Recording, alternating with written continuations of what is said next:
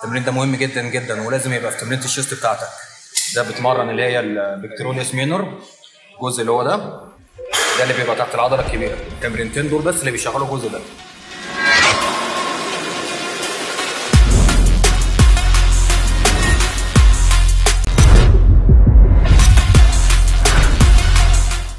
ازيكم يا شباب، عاملين ايه؟ النهارده هنتصور تمرين تشيست قويه جدا. هنتمرن في مانشستر جيم العباسيه، وهيتمرن معايا كابتن حسين حبيبي. ازيك يا كوتش؟ عامل ايه؟ عامل ايه؟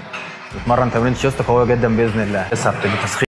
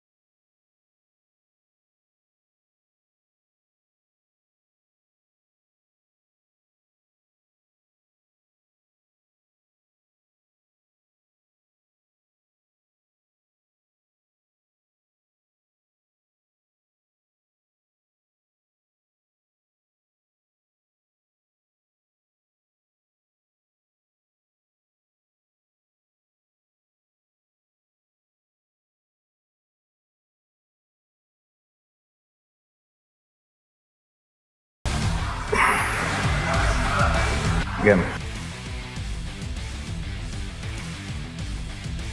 بنعمل كده ستريتش، بنعمل ستريتش للعضله.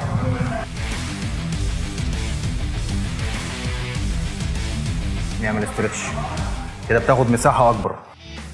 احنا التمرين اللي بعد كده هناخد اللي هو ديبس متوازي.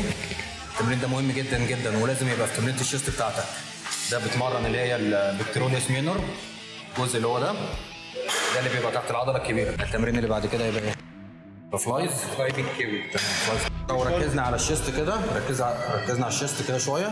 اتمرن كده يا كوتش.